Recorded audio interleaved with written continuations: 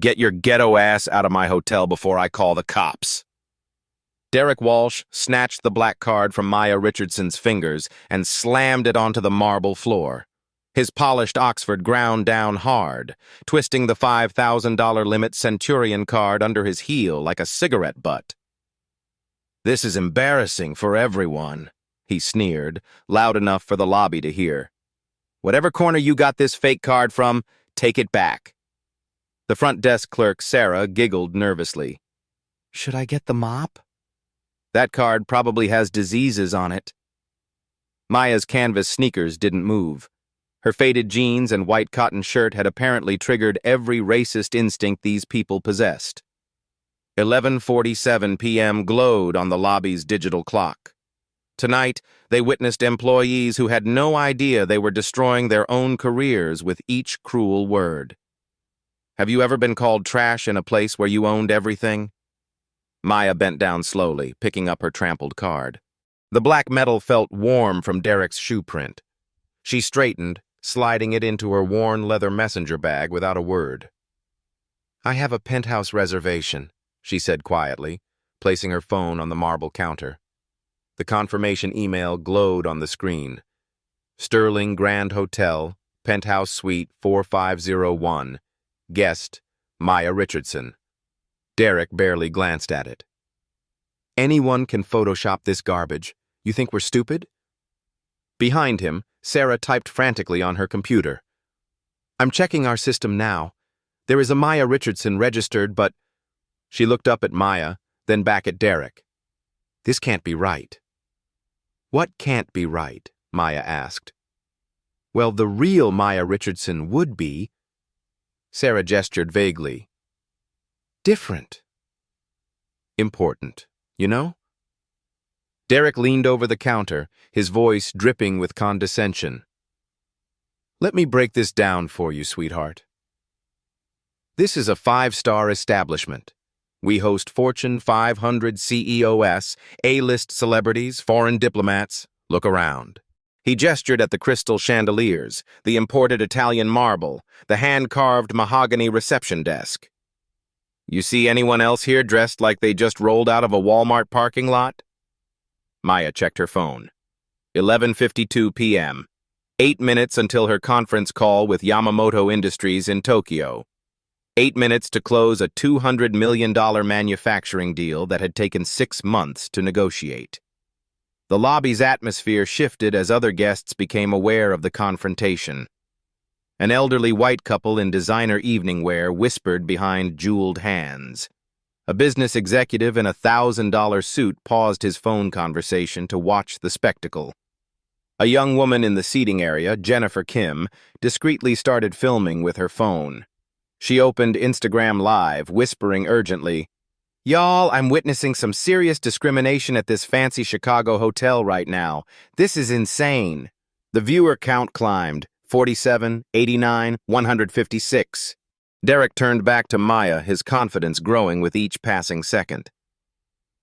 "I've been working in luxury hospitality for 8 years. I can spot a scammer from across the lobby. The way you walk, the way you talk, that cheap bag you're carrying, it's all wrong." He pointed at her canvas sneakers. "You know what those shoes tell me? They tell me you take the bus. They tell me you shop at thrift stores. They tell me you've never seen the inside of a place like this except maybe cleaning it." Sarah giggled behind her hand. "Derek, you're terrible, but also not wrong." Maya opened her messenger bag slightly, revealing the corner of her first-class United boarding pass. Chicago to Tokyo, departing at 6 a.m. The flight that would seal the Yamamoto deal. Next to it, the edge of her black American Express Centurion card, the one Derek had just destroyed. "I understand you're busy," Maya said, her voice steady. "But I really do need to check in." Derek's laugh was sharp and cruel. "Busy? Lady, I've got time. I've got all the time in the world to explain reality to you." He leaned closer, his breath smelling of coffee and arrogance. "This isn't some community center where you can just walk in and demand things. This is private property, my property to protect." Patricia Wong, the assistant manager, emerged from the back office carrying a stack of reports. Derek immediately grabbed her arm, his voice loud enough to carry across the marble lobby. "Pat, we've got a situation here. Someone's trying to scam their way into the penthouse with fake documents and a sob story." Patricia's eyes swept over Maya from head to toe. The judgment was instant and complete. Her lip curled slightly as she took in the faded jeans, the simple white shirt, the worn messenger bag. "Ma'am, I'm going to need to see some real identification. And I mean government-issued photo ID that proves you can afford a $2,800 per night suite." The Instagram Live viewer count hit 312. Comments started flooding in. "This is 2025 and we are still dealing with this? Someone needs to check this hotel ASAP. At Sterling Hotels, your staff is racist F. Call the manager now. This woman deserves better." Maya pulled out her driver's license. Patricia examined it like she was a forensics expert, holding it up to the light, checking the hologram, even smelling it. "This could be fake too," Patricia announced loudly. "Identity theft is a serious crime. Derek, should we call the police now or wait for security?" Derek nodded sagely. "Good thinking. We can't be too careful these days. Some people will try anything for a free night in luxury." He pulled out his phone and started dialing. "Chicago PD? Yes, this is Derek Walsh, night manager at the Sterling Grand Hotel. We have a suspected fraud situation. The digital clock read 11:54 p.m. 6 minutes remaining." Maya watched Derek's performance, his theatrical concern for hotel security. She noticed how he kept glancing at the other guests, making sure his authority was on full display. This wasn't just discrimination. This was entertainment for him. Sarah leaned over to Patricia. "Should I cancel the penthouse reservation? Open it up for someone who actually belongs here?" "Absolutely," Patricia replied. "No point holding a room for someone who clearly can't afford it." Maya's phone buzzed. A text from her assistant. "Yamamoto Industries calling in 6 minutes. Conference room reserved. Are you ready?" She looked up at Derek and Patricia, both standing with their arms crossed like sentries guarding a castle. Behind them, Sarah was already typing, presumably canceling her reservation.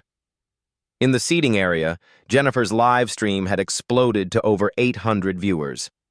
The comments were a mix of outrage and support, but the damage was spreading beyond this lobby. "I'm ready," Maya whispered to herself, checking the time once more. 5 minutes and counting. 11:55 p.m. Derek snapped his fingers toward the lobby's corner. "Marcus! We need you up here."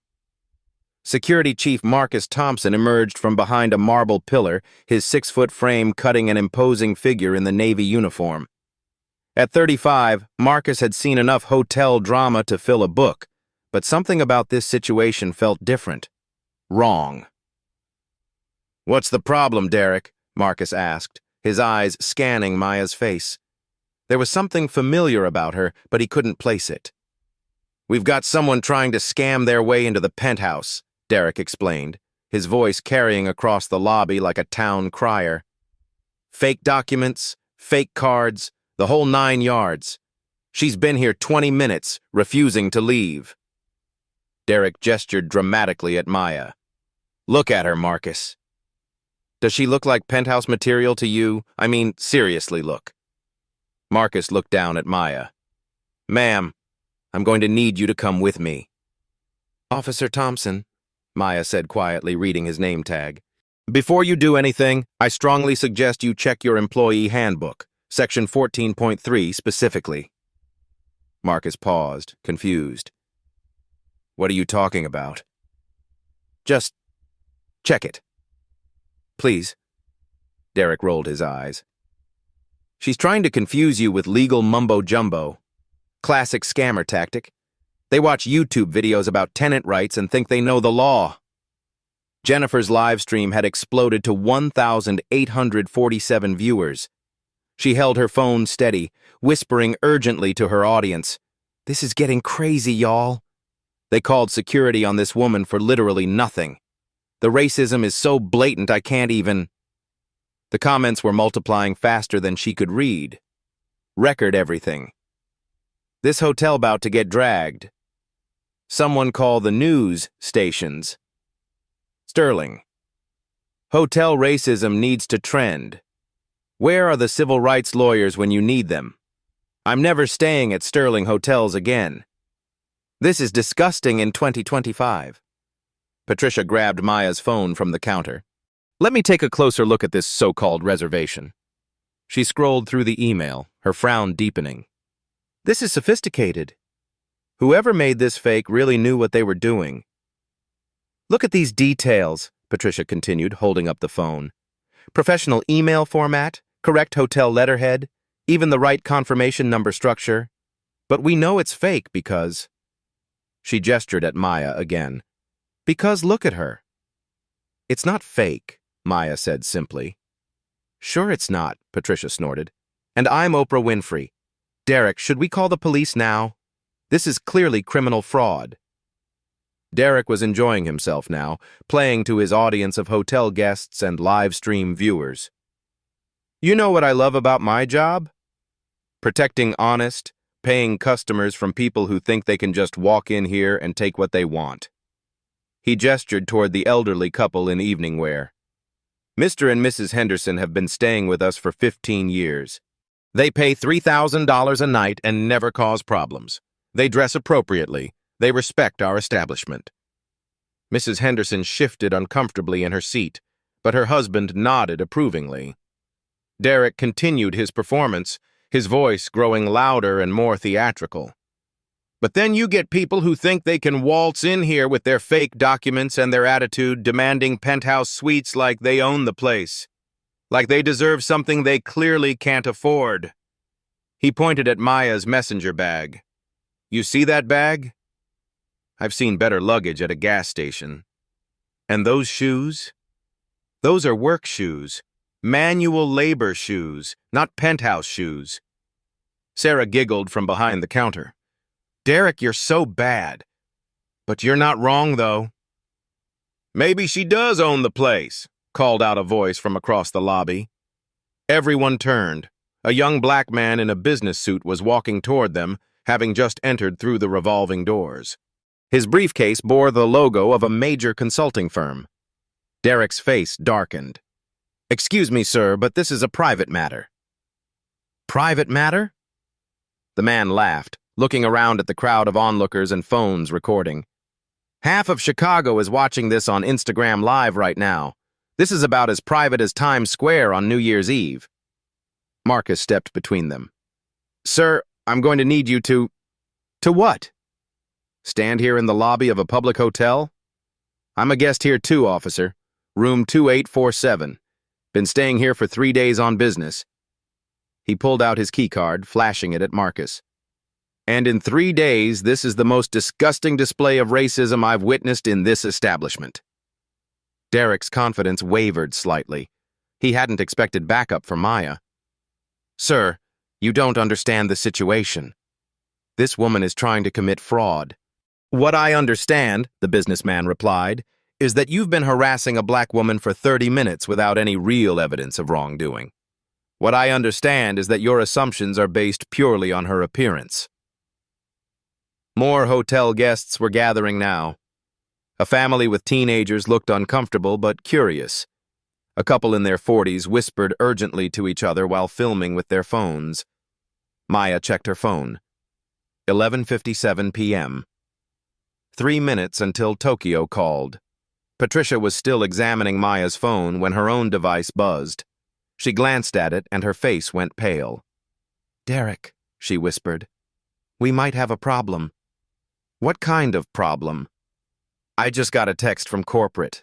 They're asking about some kind of situation involving discrimination complaints. Derek waved dismissively. Probably routine. Don't worry about it. But Patricia's hands were shaking as she continued reading. No, Derek. This says they've been monitoring social media mentions of our hotel. They want a full report about any incidents involving racial discrimination. She looked up at Maya, then back at her phone. They're asking specifically about tonight. About the Chicago location. About the night shift. Derek's face began to redden. That's impossible. How would they even know? Because it's trending on social media, the businessman called out. Because thousands of people are watching this happen in real time. Jennifer's live stream had reached 4,200 viewers. The hashtag number Sterling Hotel Racism was starting to gain traction on Twitter. Local Chicago influencers were sharing the stream, adding their own commentary about discrimination in luxury establishments. Marcus was reading something on his phone, too. His expression grew increasingly troubled. Derek, he said slowly, I think we need to step back and reassess this situation. Are you kidding me? Derek snapped. Since when do we let potential criminals dictate hotel policy? Since the live stream of this interaction has gone viral, Marcus replied. Since corporate is apparently watching. Since this woman mentioned employee handbook sections that I'm now looking up. He held up his phone, showing Derek a screenshot. Section 14.3 is about immediate termination for discriminatory behavior. Why would she know that? Derek's jaw tightened. I don't care if the president himself is watching. This is my shift, my lobby, my decision. I've been managing this hotel for 3 years without a single complaint. Actually, Sarah said quietly, looking at her computer screen, that's not exactly true. There have been 17 formal complaints filed against our location in the past 6 months. Derek spun around. What? Why wasn't I told? Because they were mostly about you, Sarah admitted, her voice barely above a whisper. The lobby fell silent except for the soft ping of Jennifer's live stream notifications. Maya looked around the lobby. The elderly couple was whispering nervously. The business guest was filming with his own phone now. The family with teenagers was openly staring. Jennifer was practically bouncing in her seat as her viewer count climbed toward 5,000. The digital clock read 11:58 p.m., 2 minutes until her call with Tokyo. 2 minutes until a $200 million deal that could reshape international manufacturing partnerships. 2 minutes until Derek Walsh learned exactly who he'd been talking to. Maya reached into her messenger bag and pulled out a leather portfolio. Officer Thompson, she said quietly, that employee handbook section? You might want to read it out loud. Marcus pulled out his phone, scrolling to the employee handbook app. His voice carried across the silent lobby as he read aloud. Section 14.3. Any employee engaging in discriminatory behavior based on race, gender, religion, or perceived economic status faces immediate termination without severance pay, plus personal legal liability for damages to company reputation. Derek's face went ashen. Why are you reading that?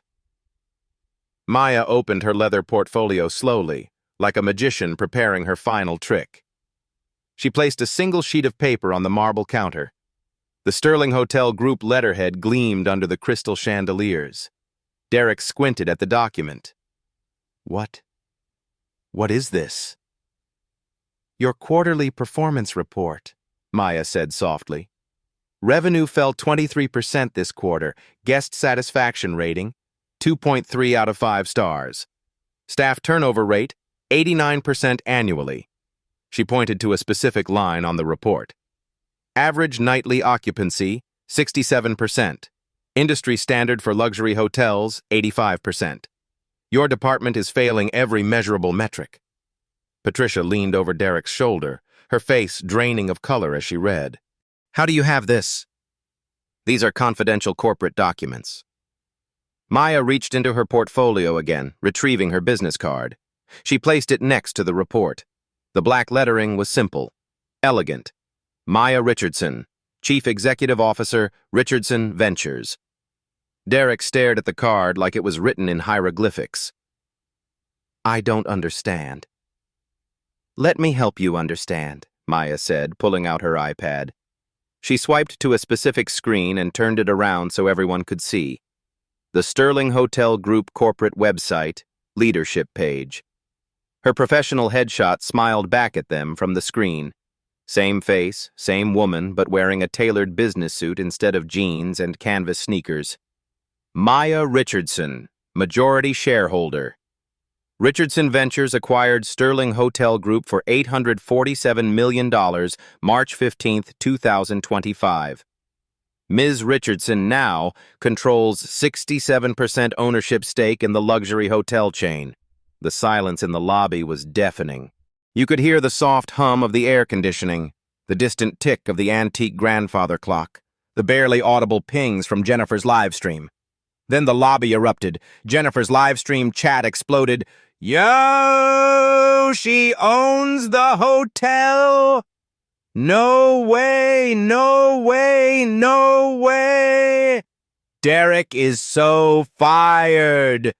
I am screaming. Plot twist of the century. This is better than Netflix. Somebody call the ambulance for Derek. Derek's legs buckled. He grabbed the marble counter to steady himself, his knuckles white against the dark stone. That's impossible. You can't be. I can't be what, Derek? Maya asked, her voice still calm as glass. I can't be successful? I can't own a billion-dollar company? I can't afford a penthouse suite in my own hotel? She gestured at her simple outfit. Or do you mean I can't look like this and still be your boss's boss's boss? Marcus stepped back, his hand moving instinctively to his security radio. Not to call for backup, but because his training was screaming at him that he'd just witnessed a career-ending disaster. Patricia's mouth opened and closed like a fish gasping for air.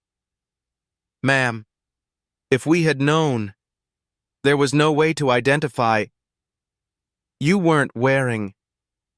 I wasn't wearing what? Maya interrupted gently. A sign that said billionaire?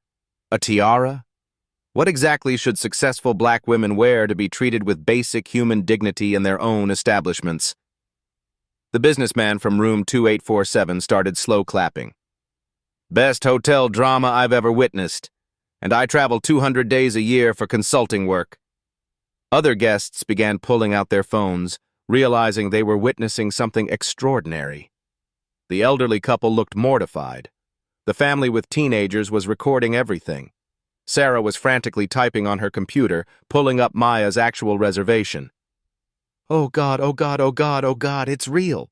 The penthouse reservation is real, and it's been paid for 6 months in advance. She looked up at Maya with tears in her eyes. The payment came from Richardson Ventures' corporate account. $16,800 for 6 nights. I should have checked more carefully. Derek's voice cracked like a teenager going through puberty. Ma'am, if you had just told us who you were— I did tell you who I was, Maya replied, her tone never rising above conversational level. I told you I was Maya Richardson with a confirmed reservation. You decided that wasn't enough based on my appearance. She pulled out another document from her portfolio. This is the acquisition agreement.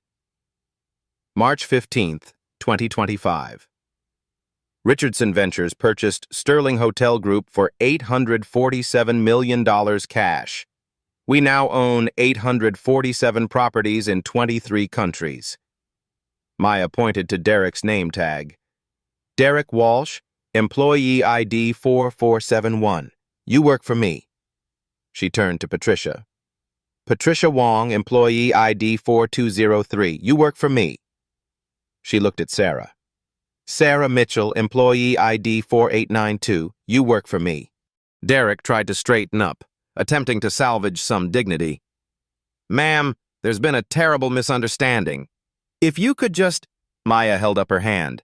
The only misunderstanding, Derek, was yours. You assumed a black woman in casual clothes couldn't possibly belong in your hotel.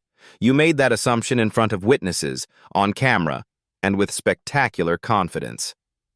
She checked her phone. 11:59 p.m. Before I take my conference call with Tokyo in 60 seconds, let me share why I'm really here tonight. Maya pulled out a printed email chain from her portfolio. The subject line was visible to everyone. Discrimination complaints, Sterling Grand Chicago, urgent review required. 47 formal complaints in 3 months, Maya announced. 47 guests who felt unwelcome, judged, or discriminated against at this location. Complaints about staff assumptions, service disparities, and outright hostility. She flipped through the pages. Guest reports include, staff treated me like I didn't belong, assumed I couldn't afford my room, made comments about my appearance, and my personal favorite, manager asked if I was sure I was in the right hotel. She looked directly at Derek. So I came to investigate personally. Thank you for the demonstration. Jennifer's live stream had reached 12,000 viewers. The story was being picked up by local news Twitter accounts. # Sterling Hotel racism was trending in Chicago. Derek tried one last, desperate move. Ma'am, there's been a misunderstanding. If you could just forgive this one incident. Maya's phone rang. The caller ID showed Yamamoto Industries, Tokyo. She answered without breaking eye contact with Derek. Yamamoto-san, yes, I'm ready for our call. I'm conducting the audit I mentioned earlier. I'll have full findings for our board meeting tomorrow. She paused, listening. Yes, the discrimination issues are worse than we thought. But I have a comprehensive solution that I'll be implementing immediately. Derek's face had gone from red to white to a sickly green. Patricia was quietly crying behind the counter. Marcus stood frozen, his hand still hovering near his radio. Maya ended her call and looked around the lobby. The crowd of guests had grown to nearly 20 people, all filming or live streaming the aftermath. Now, Maya said, opening her laptop, let's discuss your future employment status. Maya opened her laptop and connected it to the lobby's wall-mounted display screen. The Sterling Hotel Group logo appeared, followed by a presentation titled Operational Audit, Chicago Location, December 17, 2025. Let me share some numbers with you, Maya said, her voice carrying the quiet authority of someone who'd built companies from scratch.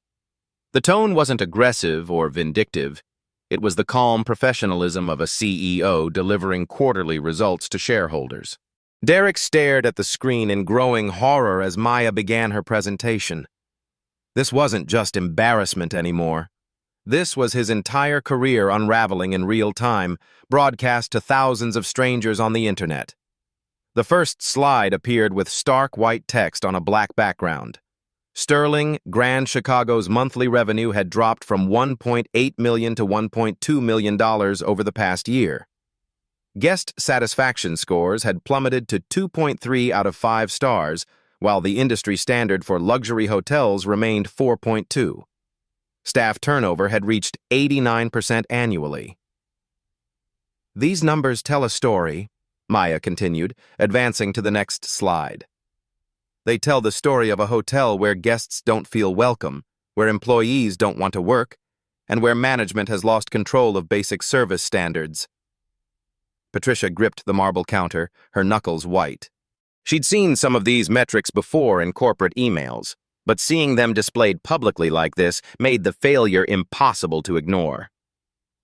Derek Walsh, Maya said, turning to face him directly. Night manager, employee ID 4471, annual salary $54,000. In the past 6 months, 23 formal complaints have been filed specifically about interactions with you. Derek's face went ashen. That's not possible. I would have been told. You were told, Maya interrupted, clicking to another slide.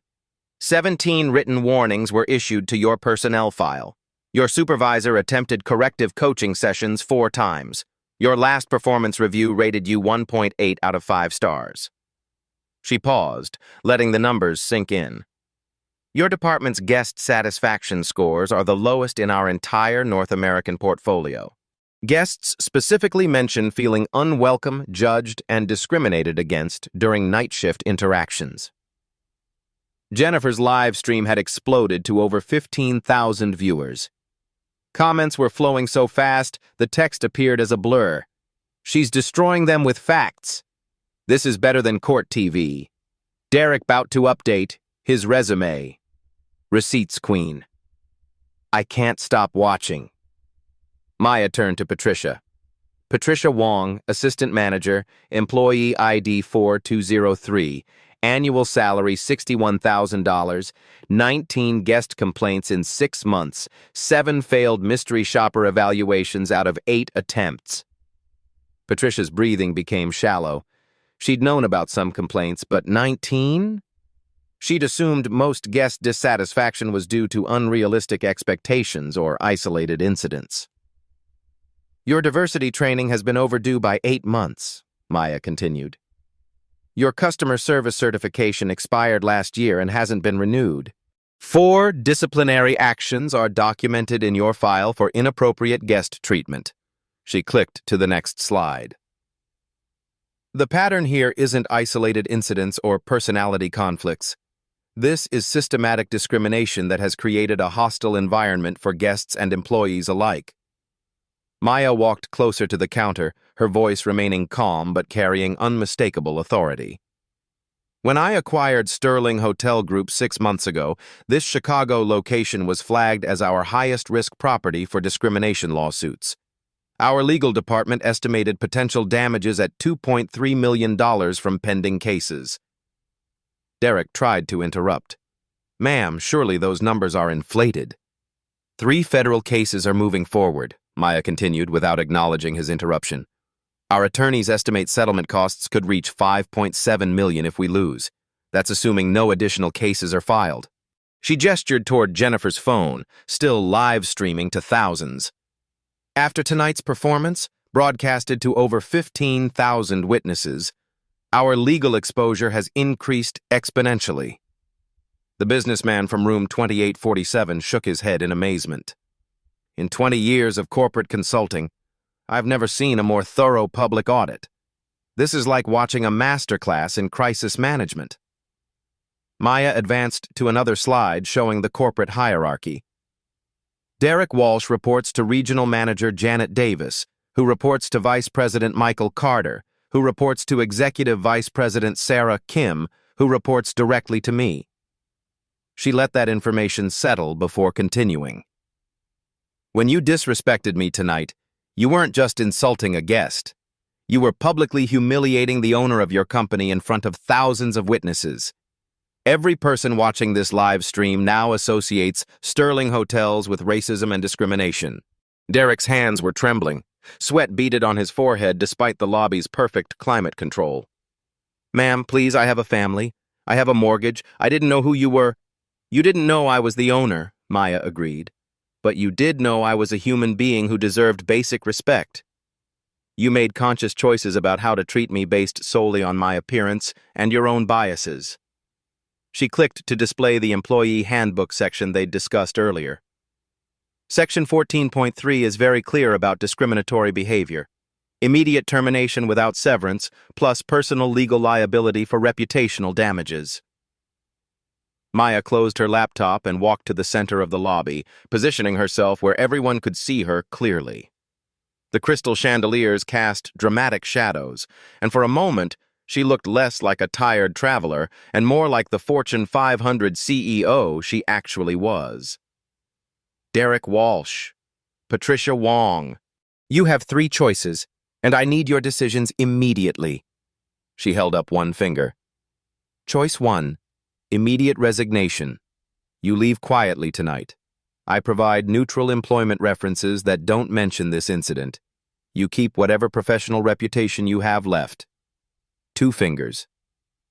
Choice 2, termination for cause. This incident goes on your permanent employment record. No references from Sterling Hotels. Possible civil litigation for the brand damage you've caused.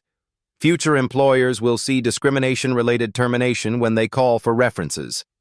3 fingers. Choice 3, corporate investigation. Full human resources review that takes 3 to 6 months. Media attention. Legal depositions. Your names are permanently attached to this incident in public records and news articles. The lobby fell completely silent. Even Jennifer's live stream chat seemed to pause as viewers waited for the response. "You have 60 seconds to decide," Maya announced, checking her phone. "I have 3 more Sterling properties to visit tonight for similar audits, and I don't have time for extended deliberations." Derek's voice cracked when he finally spoke. "Ma'am, surely there's some middle ground. Some way to handle this privately. I've been with the company for 3 years. I've worked holidays, overtime, covered for other managers." Maya pulled out a thick folder from her portfolio. "Derek, this contains documentation of every complaint filed against you. Most guests didn't pursue their concerns because they didn't want the hassle of fighting a large corporation. They just took their business elsewhere and warned their friends about Sterling Hotels." She opened the folder, revealing dozens of printed emails and complaint forms. Guest reports include comments like, "Staff treated me like I didn't belong. Manager assumed I couldn't afford my room. Made inappropriate comments about my appearance, and asked if I was sure I was in the right hotel." Patricia stepped forward, mascara streaking down her cheeks. "Ms. Richardson, I'm so sorry. I was following Derek's lead. I thought I was supporting my supervisor. I never meant for this to escalate." "Patricia, you're both adults who made conscious decisions," Maya replied firmly. "You chose to treat me with contempt and disrespect. The fact that I happen to own this company is irrelevant. You would have treated any black woman in casual clothes exactly the same way." Sarah's voice came from behind the counter, small and frightened. "What about me, ma'am? Am I being fired too?" Maya turned to study the young woman. "Sarah, you're 24 years old. You followed orders from your supervisors, but you also participated in humiliating a guest. You laughed when Derek made cruel comments. You suggested my credit card had diseases." Sarah's face crumpled. "I was just trying to fit in. I didn't want Derek to think I wasn't loyal to the team." "The question," Maya continued, "is whether you want to learn from this experience or repeat these mistakes throughout your career. Do you want to be the kind of person who treats others with dignity regardless of their appearance? Or do you want to be someone who judges people based on stereotypes?" Marcus stepped forward, his security uniform crisp despite the late hour. "Ma'am, what about my role in this? I was called to escort you from the premises." Maya nodded approvingly. "Marcus, you questioned the situation immediately. You suggested checking employee policies. You showed reluctance to act purely on assumptions and appearances. You demonstrated the critical thinking that your colleagues lacked." She paused, looking around the lobby at the crowd of guests still filming and watching. "Marcus, you have a choice too. You can help me rebuild this hotel's culture, or you can find employment elsewhere. But your choice involves becoming part of the solution." The digital clock read 12:03 a.m. "Time is up," Maya announced with the finality of a judge delivering a verdict. "Derek Walsh, what is your decision?" Derek's voice came out as barely a whisper. "I choose to resign." His hands shook as he pulled his name badge from his jacket and placed it on the marble counter. The small piece of plastic and metal seemed to echo in the silent lobby. Maya nodded once. "Patricia Wong, your decision?" "Resignation," Patricia choked out, her mascara-streaked face crumpling as she removed her own badge.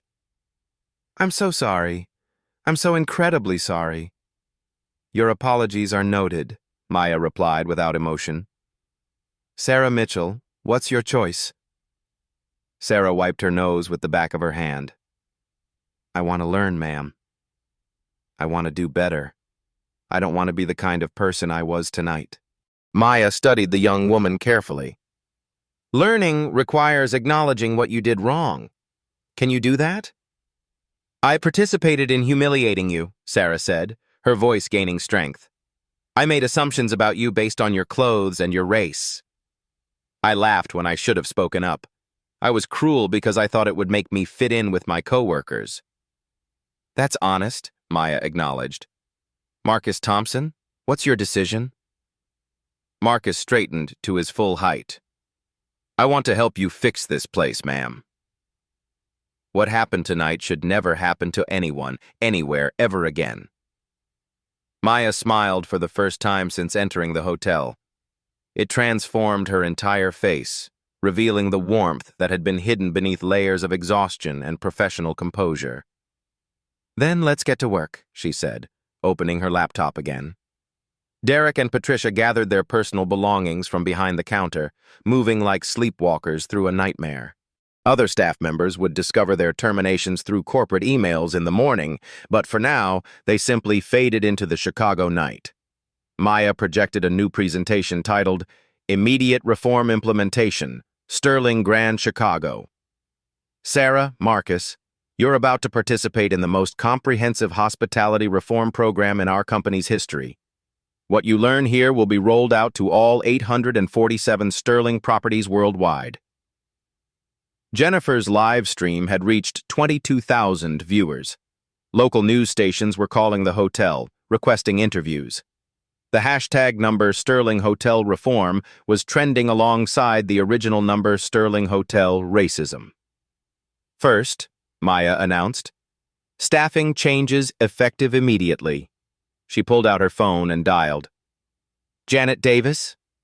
This is Maya Richardson. Yes, I know it's after midnight. I'm at the Chicago location and we have a situation that requires immediate intervention. Maya put the call on speaker so everyone could hear. Janet, I need you to temporarily reassign Keisha Williams from our Boston location to manage Chicago starting tomorrow morning. Full authority to implement new protocols. Keisha Williams? The voice on the phone responded. She's one of our best managers, but the Boston property needs her. Boston will survive, Maya interrupted. Chicago is in crisis mode. I also need you to contact our diversity and inclusion consultant, Dr. Amanda Foster. Schedule emergency training sessions for all Chicago staff within 48 hours. Maya hung up and turned back to Sarah and Marcus.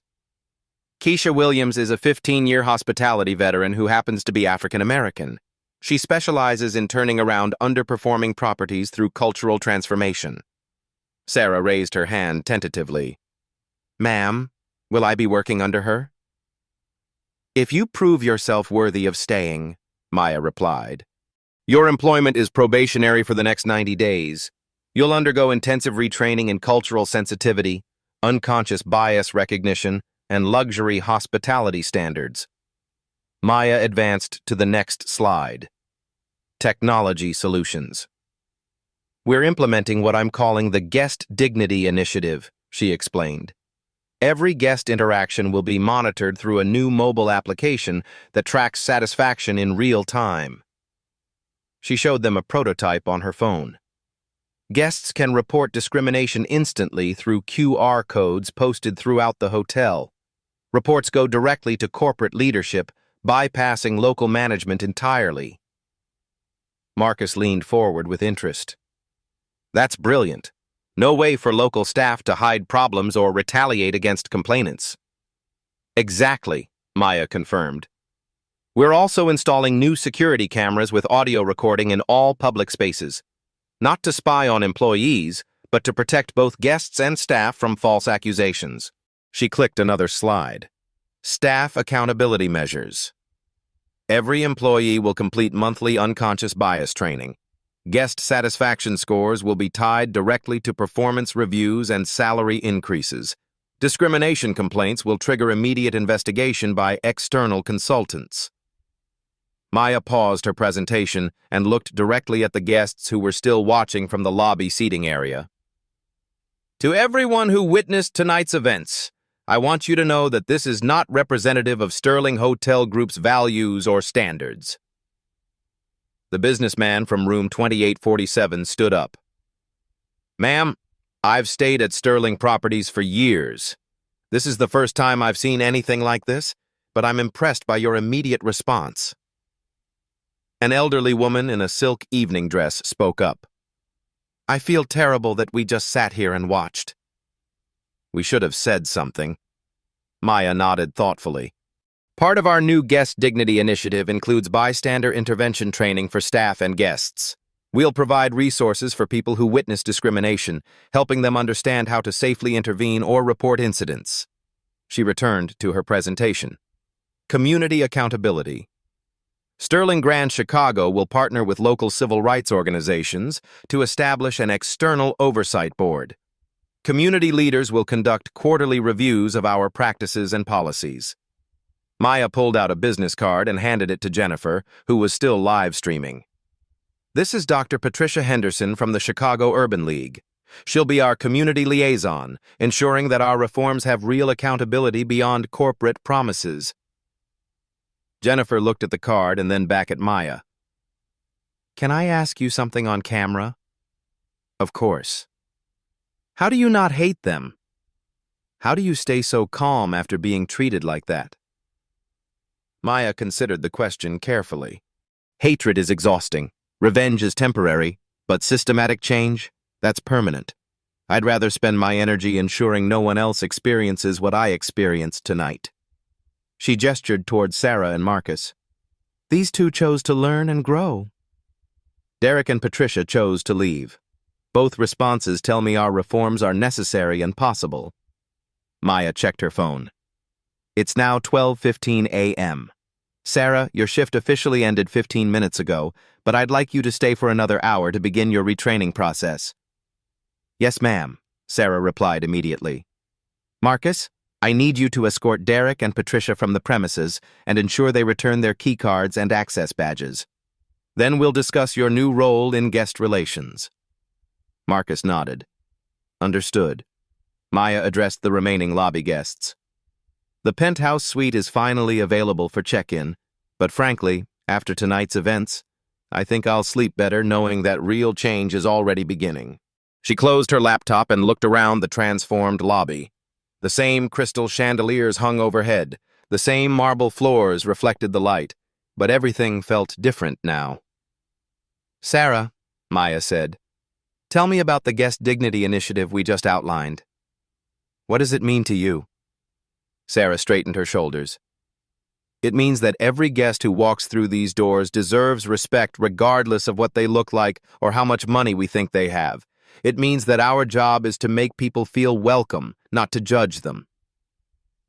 And if you see another employee treating a guest poorly, I will report it immediately. I don't laugh along or stay silent. I have a responsibility to protect our guests and our hotel's reputation. Maya smiled again. That's exactly right. Marcus, what's your understanding of your new role? I'm not just security anymore, Marcus replied. I'm guest advocacy. My job is to ensure that everyone feels safe and respected in this hotel and to intervene when they don't. Maya nodded approvingly. Excellent.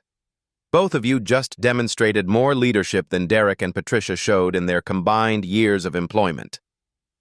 Jennifer lowered her phone for the first time in over an hour. Ms. Richardson, can I just say that watching you handle this situation has been incredible? You could have destroyed those people, but instead you gave them choices. You could have screamed and threatened lawsuits, but instead you implemented solutions. Jennifer, what's your last name? Maya asked. Kim. Jennifer Kim. Jennifer Kim, would you be interested in a job in our corporate communications department? We need people who understand the power of social media and authentic storytelling. Jennifer's mouth fell open. Are you serious? I'm always serious about talent acquisition, Maya replied. Email me your resume tomorrow. The lobby had transformed from a site of discrimination into a classroom for change. The same physical space now hummed with possibility instead of hostility. Maya finally headed toward the elevators, her worn messenger bag slung over her shoulder. Sarah, Marcus, I'll see you both tomorrow morning at 8 a.m. for your first reform training session. Get some rest. Tomorrow we begin rebuilding this hotel's soul. As the elevator doors closed, Maya allowed herself a moment of satisfaction. The penthouse suite was waiting, but more importantly, real change was beginning. 3 months later, Sterling Grand Chicago displayed a 4.6-star rating. Sarah Mitchell wore a supervisor uniform, greeting guests with genuine warmth.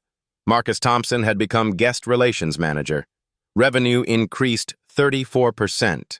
Maya stood where Derek had crushed her credit card. A small plaque now read, "In recognition of the dignity owed to every guest."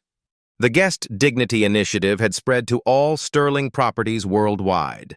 Zero discrimination complaints. The reforms became a Harvard Business School case study. Maya pulled out her phone, recording a final message. Discrimination still happens daily in hotels, restaurants, and stores across America. But change is possible when people choose accountability over defensiveness. She looked directly into the camera. Share your discrimination experiences in the comments. Tag businesses that need reform. Subscribe to Blacktail's Stories for more transformation victories. Remember, your voice matters. Your story matters. Your dignity is non-negotiable. The Sterling transformation proved systematic change was possible, one courageous choice at a time.